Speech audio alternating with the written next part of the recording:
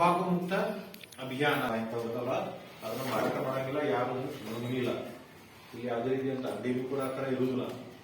ಅಂದ್ರೆ ಈಗಲೂ ನಿಮ್ಮ ಮಕ್ಕಳಿಗೆ ಏನಪ್ಪಾ ಅಂದ್ರೆ ತಂಬಾಕನ್ನ ಸೇವಿಸೋದ್ರಿಂದ ನಮ್ಮ ಆರೋಗ್ಯ ಹಾಳಾಗುತ್ತೆ, ತಂಬಾಕನ್ನ ಸೇವಿಸಬಾರ್ದು ಅಂತ ನಿಮ್ಗೆಲ್ಲ ಗೊತ್ತಿರಬೇಕು. ನೀವೆಲ್ಲರೂ ಕೂಡ ತಂಬಾಕನ್ನ ಸೇವಿಸಬಾರ್ದು ಅಂತ ನೀವು ಪ್ರತಿದಿನ ಕೂಡ ಮಾಡಬೇಕು. ಹೌದಾ? ಓಕೆ. ಮುಕ್ತ ಭಾರತ ಅಭಿಯಾನ,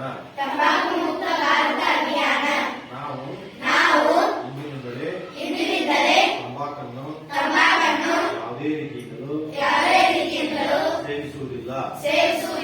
ಆ ರೀತಿ ಯಾರಾದರೂ ತಂಬಾಕು ಸೇವಿಸುವುದನ್ನು ಕಂಡು ಬಂದರೆ ಅದನ್ನು ಖಂಡಿಸುತ್ತೇವೆ ಹಾಗೂ ಅವರಿಗೆ ತಿಳುವಳಿಕೆ ನೀಡಿ ತಂಬಾಕು ಸೇವಿಸಬಾರದೆಂದು ತಿಳುವಳಿಕೆ ನೀಡುತ್ತೇವೆ. ನಾವು ನಮ್ಮ ಜೀವನದಲ್ಲಿ ಯಾವಾಗಲೂ ಯಾವುದೇ ರೀತಿಯಾದ